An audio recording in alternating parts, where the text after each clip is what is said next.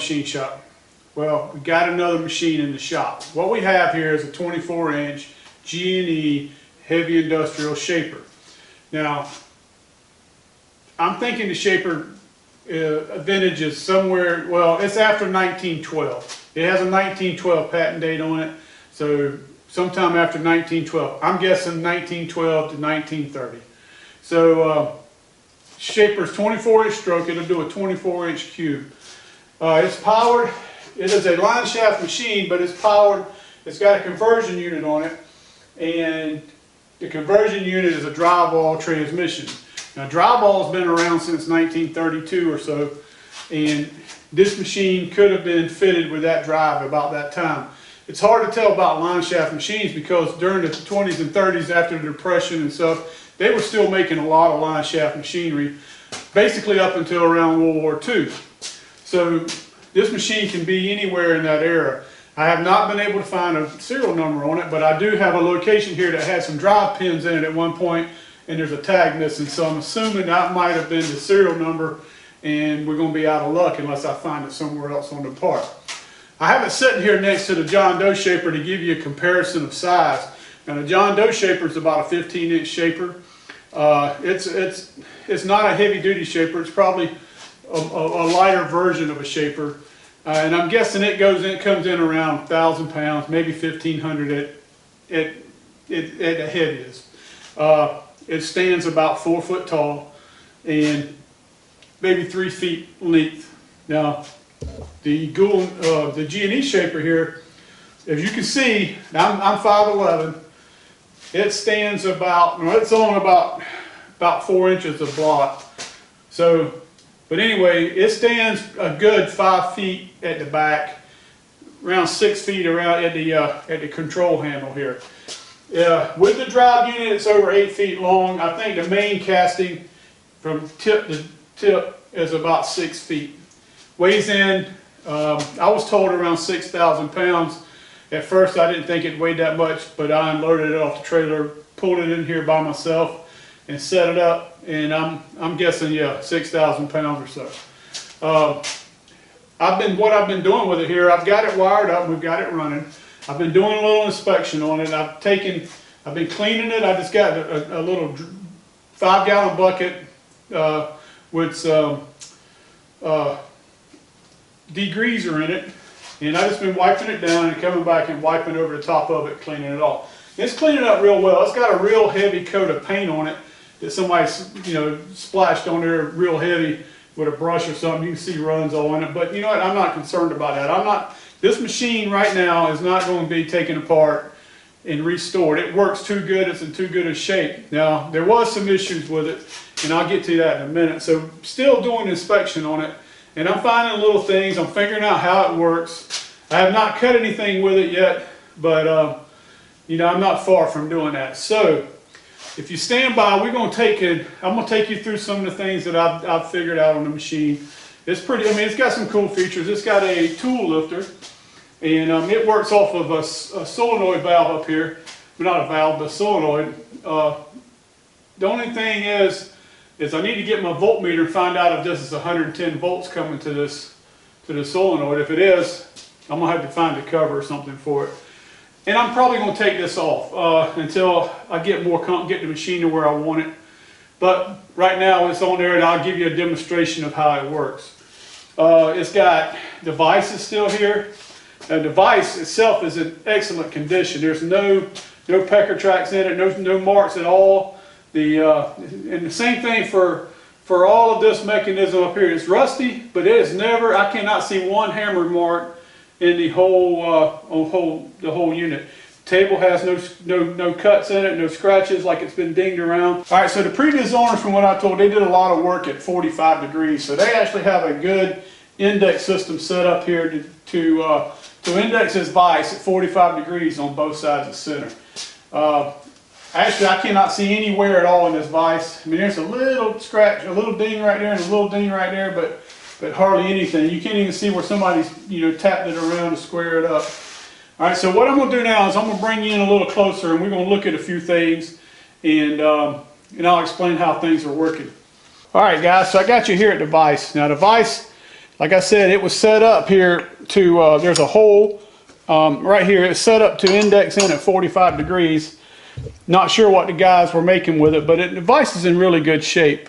There's hardly any wear on it. The jaws look really good. It works free. The screw looks good. Smooth as silk. Anyway, it looks good down in here. There's no marks like what you would see with a mill vise. I have oiled it up, so anyway, I'm very pleased with it. Alright guys, so I'm fixing to start up this shaper and let you see it run. Now before I do, I'm going to have to start my phase converter, and I'm warning you now, you will hear a hum.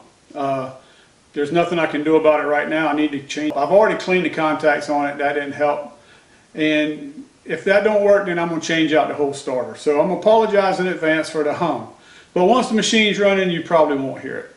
So stand by. I'm going to turn on my converter, and I'll be right.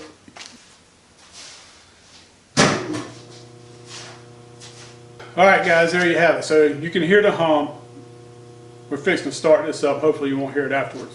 But what I have done is I've taken two tool bits and I've just tightened them into the tool holder, not to cut anything, but to make, because if I didn't, when this autumn, I want to show you this tool lifter working, and if this doesn't have anything here clamped tight, it makes a rattling noise like you wouldn't believe.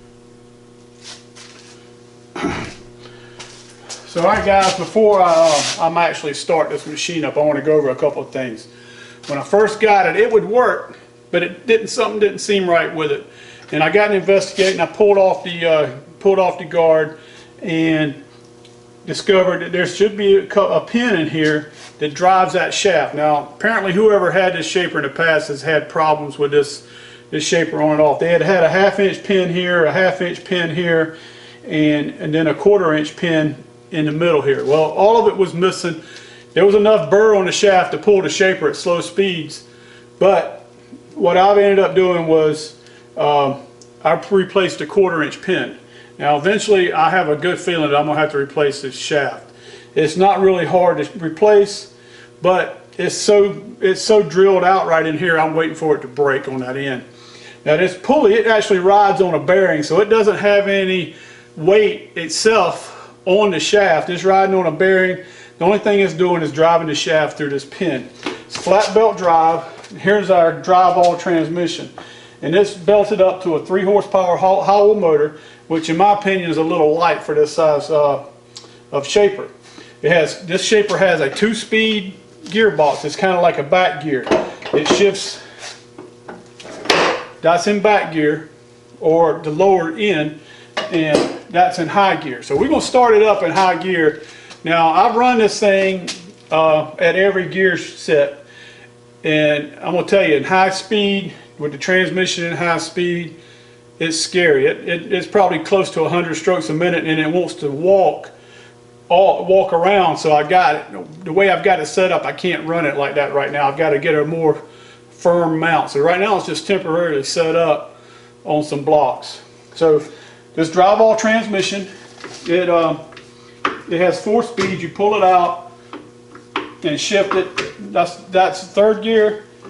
I don't know the ratios right now. I have to dig them out. That's high speed. So we're going to push it in, and we're going to pull it into, which would probably be low gear on the high speed, or the higher gear on the machine itself. So we don't have it in back gear basically. So I'm looking at probably 30 strokes a minute. So again, one of the things this lathe is wired for, it doesn't have a clutch like the more modern G&Es, but it has a jog switch. And that jog switch would let you bump it into wherever you need to bump it. So we're just going to bump it, make sure we're clearing everything. Alright, so now we're going to start it up.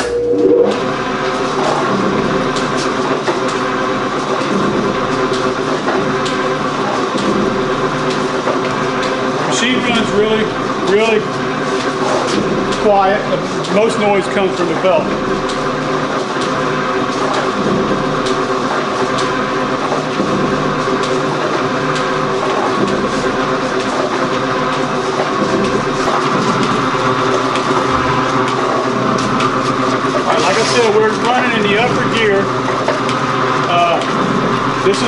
adjust our stroke length. This is where we adjust our feed length. Of course, I've already talked about the belts. What we're going to do, I've already set the stroking all on this tool lifter. We're going to turn the tool lifter on. If you watch, you can see the tool lift. Turns off, lifts, turns off.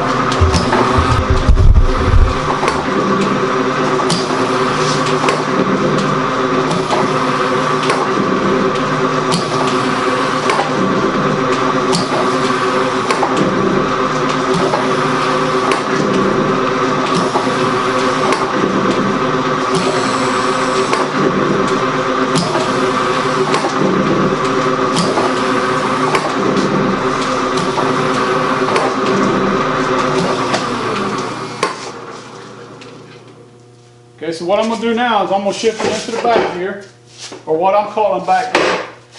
All right, and the stroke, you're going to see the stroke's going to slow down considerably.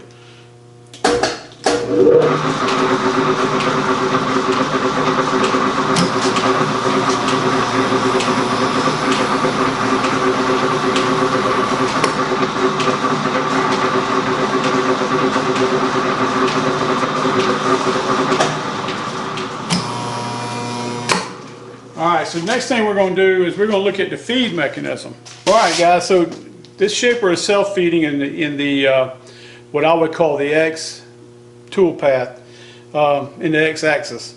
So you can manually feed it. We're going to pull the table back across. And so this is your manual adjustment. And it's got a little pin here, a little dog, that as it's running, this thing's articulating, and this little dog picks up the gear. So we're going to turn it back on, and I'm going to set you up and watch it feed. And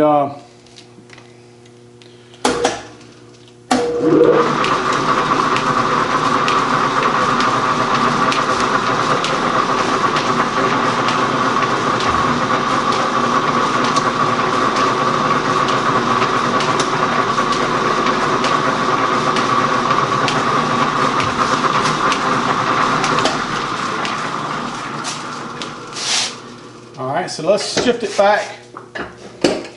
back into high gear.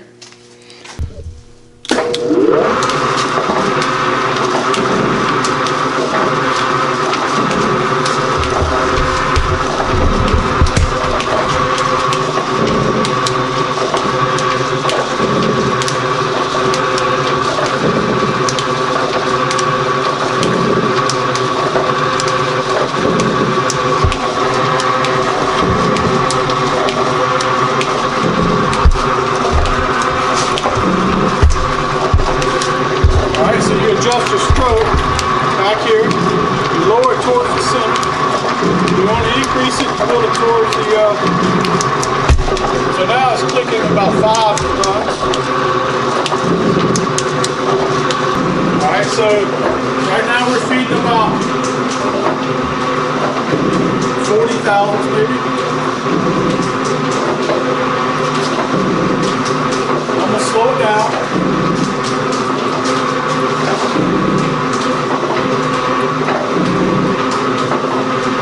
Now we should do maybe 10,000. Like about 14.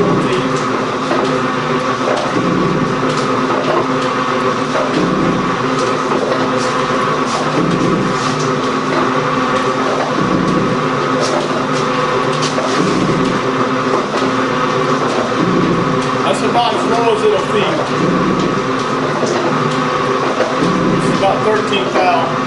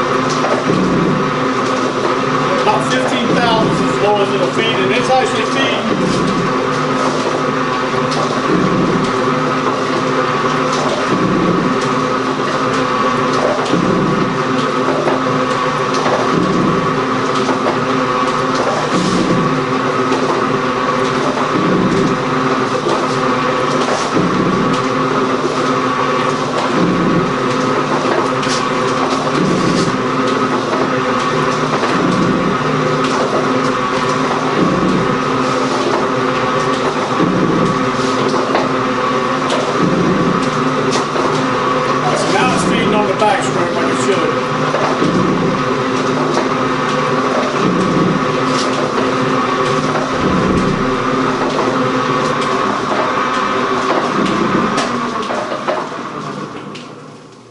So, all right, guys. So that was pretty much in high range in the machine and low range on the gearbox. Now I'm gonna pull it into. This would be our third gear on the gearbox, and we're still in high range on the machine. And this is about as fast as I attempt to run this machine. And I timed it. It's like 60 strokes a minute. So, and the next one I think is gonna be either 90 to 100. And I'm not going to. I'm not going there with it.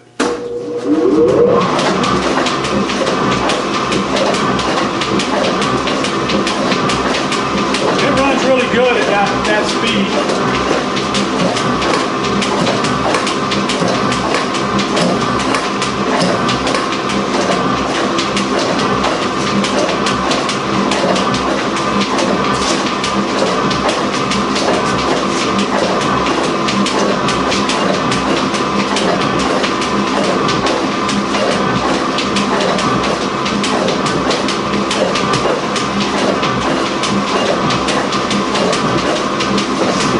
So you're looking at, I just pulled the inspection door off of the back and the front. Actually, I'd had the back one off. But you can look at the mechanism in here. Everything looks to be in good shape. It actually looks, honestly, it looks just like the John Doe as far as adjustment gives here. It's got a worm gear, a bevel gear in there somewhere. I can't quite yet. There it is right there. It's got a mechanism, a bearing it rides on. And then back here, let's see if you can see that. There is this is the low speed gear, and then back here is the high speed gear. And this is the shaft that shifts it. I'm gonna go in and I'm gonna go to the other side and we're gonna shift it.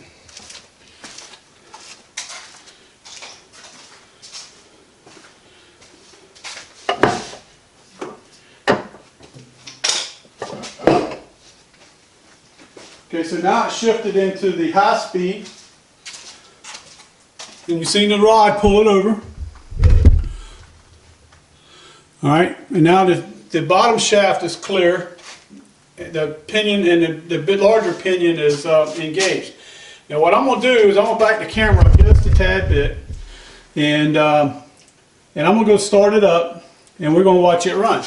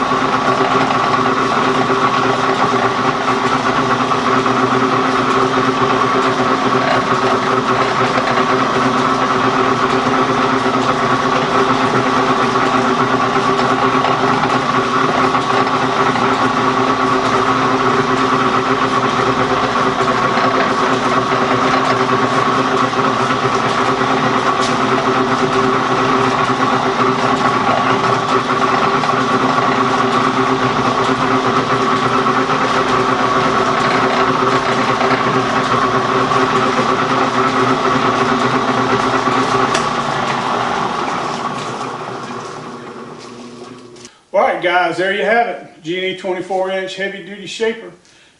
Pretty much you've seen everything that I've seen for the first time I had ran it. Cranked it up and just made it move a little bit. I got to playing trying to figure out why I couldn't get it to run at high speed, and basically this is the first time I've ran it since I went in there and put that pin in that pulley. So machine looks really good. I can't complain about it for what I paid for it. Now I just need to learn how to run a shaper. I've never ran one before. I've read up on it. I think the machine's in great shape. A lot of the flaking and the scraping is still evident on the ways. And it has got some wear. I hadn't done any inspection as far as how true the machine is. We'll get into that as we get it more cleaned up. So next few days I'm going to take and spend cleaning it up, or the next couple of weeks probably. It is a manual down feed. I didn't mention that. It does not have an automatic feed on it. It's got another thing I didn't mention, it does have a micro switch here that keeps the table from traveling too far to the right hand side or the left hand side if you're facing the machine. Other than that, like I said, the machine is in really good shape. All the gears look good. It's nasty. It's like any other one of these machines is going to be, you grease them for 100 years and all the grease is still there for, nobody's probably ever cleaned it out. So, it is what it is. We'll work on that. Like I said, we're going to work on cleaning the machine. Right after I turn off this camera, I'm going to go around and throw some pigs out, try to soak up some of this oil that leaked out during the moving process. And, I probably will never know what year it was built because I'm pretty sure that's where the serial number tag is, and it's not there. So, like I said, I guess in 1915 or 1912 to 1925. Guys, with all that said, thanks for watching, thanks for commenting, thanks for leaving a thumbs up. And from the Backyard Machine Shop, so long.